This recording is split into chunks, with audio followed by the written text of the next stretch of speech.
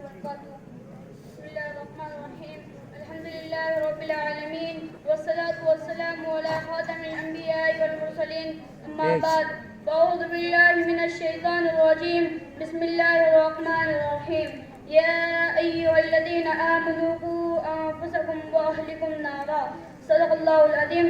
بزرگان دین اور میرے دوستو، آج میں حضرات کے سامنے ایک ایسے اہم اور معاشرے کی ضرورت کو سامنے رکھتے ہوئے موضوع کو لے کر آیا ہوں جو اس وقت کی بڑی ضرورت ہے، یعنی تربیت اولاد. میرے دوستو، ہر شخص کو اپنی اولاد سے محبت ہوتی ہے اور ہونی بھی چاہیے. ہر ایک کو اولاد کی چاہت ہوتی ہے، اور کیوں نہ ہو جب کہ اولاد والدین کے آنکھوں کی ٹھنڈک ہوتی ہے.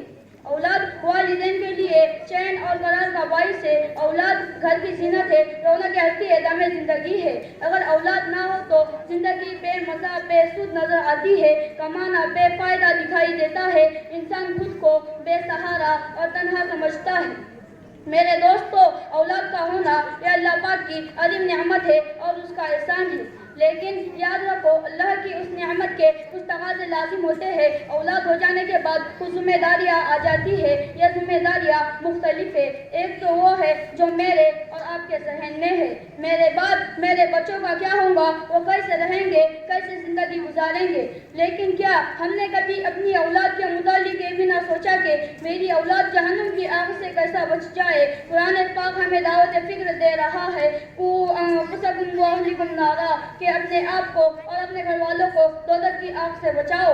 یہ سب کچھ صحیح تربیت سے ہوگا. میرے دوستو، اسلام میں اولاد کی صحیح تربیت کی بڑی طاقت آئی ہے. ایک حدیث میں اللہ کے نبی صلی اللہ علیہ وسلم نے ارشاد فرمایا کہ تم اپنی اولاد کو اوامر پر عمل کرنے اور نواہی سے بچنے کا حکم دو. یہ چیز انہیں جہنم کی آگ سے بچائیں گی. اور دوسرے حدیث میں ارشاد فرمایا کہ تم اپنی اولاد کو 7 سال کی عمر میں نماز کا حکم دو، اور جب 10 سال کی ہو جائے تو نماز نہ پڑھنے پر مارو. اور یاد رکھو، ترمذی شریف کی روایت میں ہے کہ اگر کوئی والد اپنی اولاد کو بہترین عطیہ اور تحفہ دینا چاہتا ہو تو اسے چاہے کہ وہ اپنی اولاد کی صحیح تربیت اور انہیں حسن ادب سکھائے. یہی در حقیقت اولاد کے ساتھ خیر خواہی ہے. دعا فرمائے کہ اللہ پاک ہمیں اپنی اولاد کی اور اسلامی تربیت کرنے کی توفیق عطا فرمائے. آمین. وما علینا الا البلاغ.